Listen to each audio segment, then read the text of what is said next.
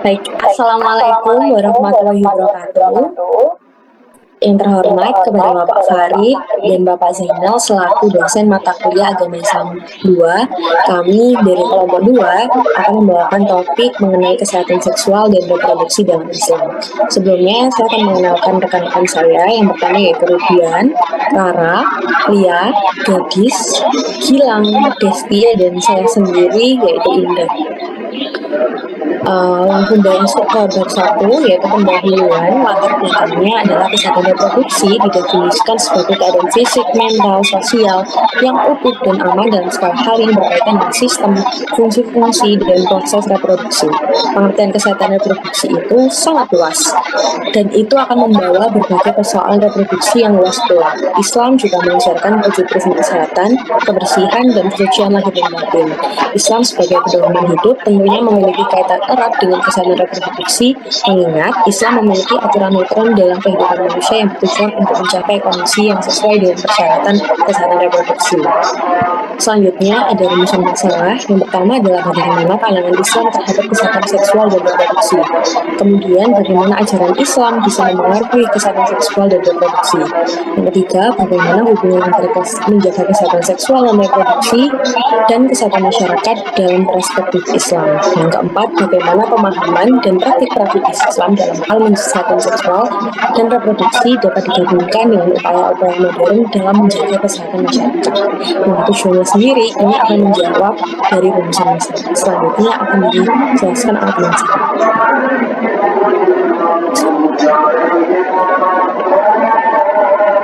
Oke, selanjutnya ada bab 2 yaitu tinjauan pustaka dengan poin 2.1 kesehatan seksual dengan rincian poin 2.1.1 pengertian kesehatan seksual. Kesehatan seksual adalah keadaan sejahtera secara fisik, mental, dan sosial yang berkaitan dengan seksualitas. Kesehatan seksual tak hanya berarti bebas dari penyakit atau kecacatan, tetapi juga mencangkup penghargaan terhadap seksualitas seseorang, termasuk dalam hal merasakan kenikmatan seksual dan hubungan seks yang aman tanpa paksaan dan kekerasan. Berikut adalah beberapa hal yang termasuk dalam cakupan kesehatan seksual. Yang pertama, memiliki kemampuan untuk memilih pasangan seksual. Yang kedua, merasakan kenikmatan seksual. Dan yang terakhir, terbebas dari risiko kehamilan yang tidak direncanakan dan infeksi menular.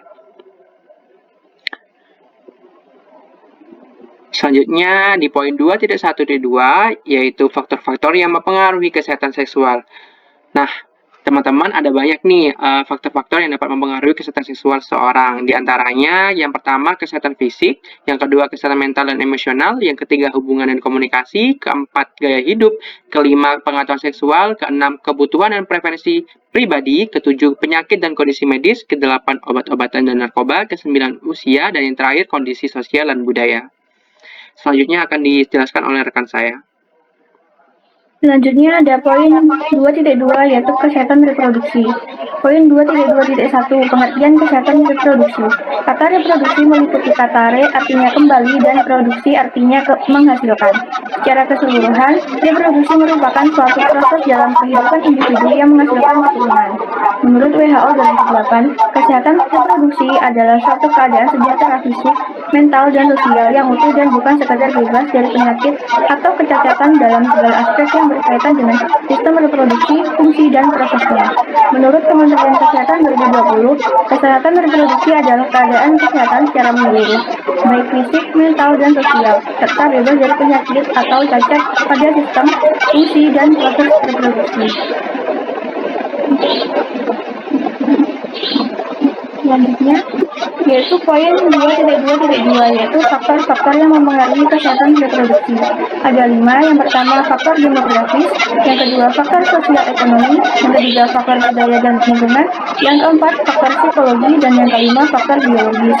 Selanjutnya akan dipaparkan oleh teman saya.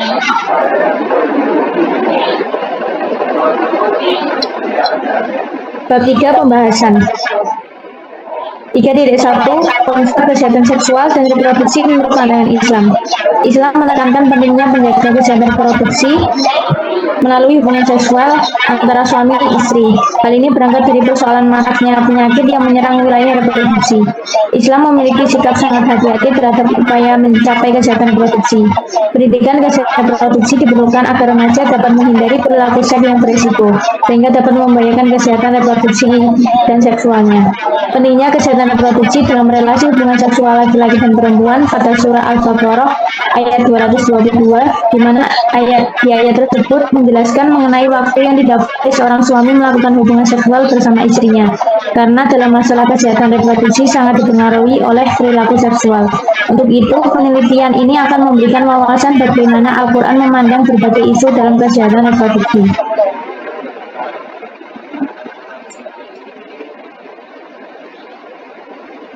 Selanjutnya merupakan upaya dan manfaat menjaga kesehatan seksual dan reproduksi menurut pandangan Islam. Untuk upaya menjaga kesehatan seksual dan reproduksi menurut pandangan Islam, yang pertama yaitu khitan. Dan khitan pada laki-laki penunjukan supaya penis itu bersih dari kotoran dan menggunakan dalam buang air kecil. Nah, untuk khitan ini bagi laki-laki merupakan wajib, di mana khitan ini sudah dilakukan sejak zaman Nabi Ibrahim alaihissalam, sebagaimana dijelaskan pada riwayat. Di bawah ini Nabi Rasulullah Shallallahu Alaihi Wasallam Iftana Ibrahim alaihissalam ada temannya dan sana wah kata Nabi Al-Bukhari, di mana dijelaskan bahwa Nabi Ibrahim SAW setelah berusia 40 tahun dan beliau akan dengan menggunakan khitan. Nah, untuk yang kedua yaitu menjauhi perilaku seks bebas seperti yang dijelaskan dalam dalil wala taqrabu zina innahu kana fahisyatan wa sa'a sabila, yang artinya dan jangan kamu mendekati zina karena zina itu sungguh suatu perbuatan keji dan suatu jalan yang buruk. Nah, yang ketiga yaitu tidak melakukan hubungan seksual ketika menstruasi karena dilarang agama seperti yang dijelaskan surat Al-Isra ayat 32.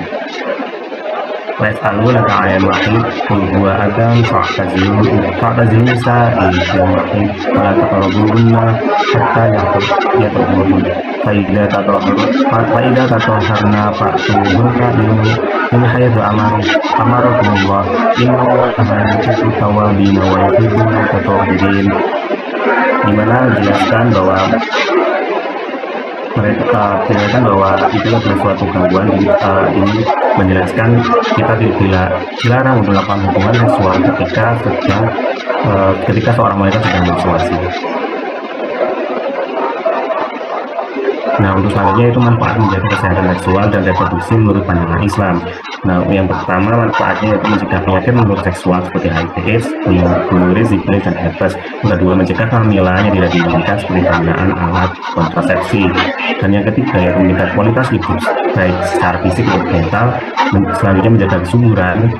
Dan yang kelima meningkatkan kepuasan seksual.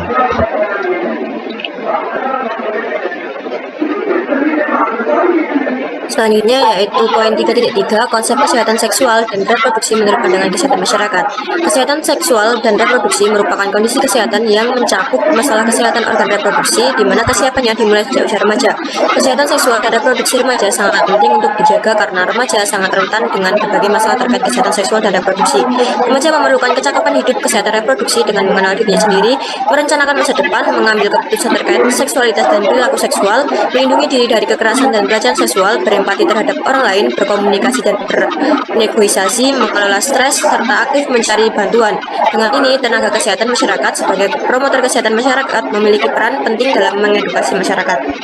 Selanjutnya yaitu upaya menjaga kesehatan seksual dan reproduksi menurut pandangan kesehatan masyarakat. Menurut Dokter Sehat 2019, cara menjaga kesehatan reproduksi adalah 8 cara, yaitu 1. Menjaga kebersihan reproduksi seperti rajin mengganti pakaian dalam, khitan untuk laki-laki, dan lain-lain. 2. Menghindari aktivitas seksual yang beresiko. 3. Menjaga berat tubuh ideal karena berat badan ideal dapat menjaga keseimbangan hormon dan tubuh. 4. Asupan makan gizi seimbang. 5. Hindari rokok dan alkohol. 6. Istirahat yang cukup. 7. Perhatikan produk yang digunakan, contohnya produk pembersih pada area kewanitaan. Dan 8. Memeriksakan diri secara rutin.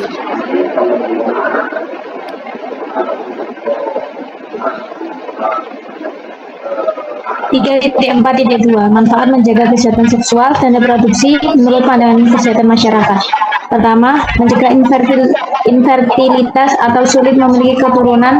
Kondisi ini terjadi baik pada pria maupun wanita. Yang kedua, mendukung kehamilan yang sehat. Perilaku sehat seperti makanan seimbang dan menghindari alkohol atau rokok dapat meningkatkan peluang kehamilan yang sehat. Tiga, mencegah infeksi menular seksual atau IMS, mencegah kanker reproduksi seperti kanker serviks, kanker ovarium, kanker rahim, kanker prostat, dan lain-lain. Yang kelima, mendukung kesehatan anak.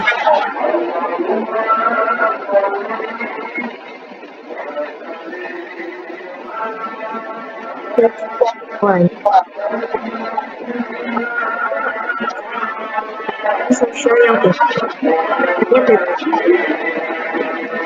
mampu menjalankan fungsi dan proses reproduksi secara sehat, aman, merupakan cara kita mensyukuri nikmat Allah. Pandangan keselamatan dan reproduksi tercermin pada ajaran tentang manusia yang takut Allah yang diciptakan hidup yang sempurna.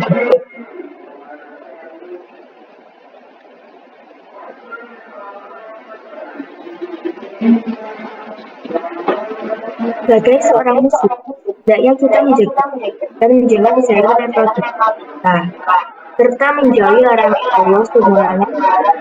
Sebab dalam Islam selanjutnya mengutamakan aspek perilaku dan gaya dengan tujuan syariat ini memelihara harga dan memelihara keturunan reproduksi.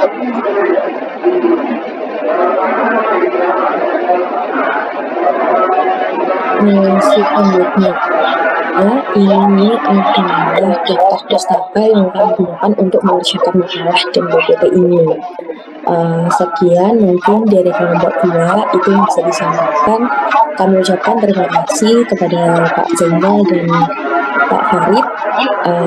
Wassalamualaikum warahmatullahi wabarakatuh.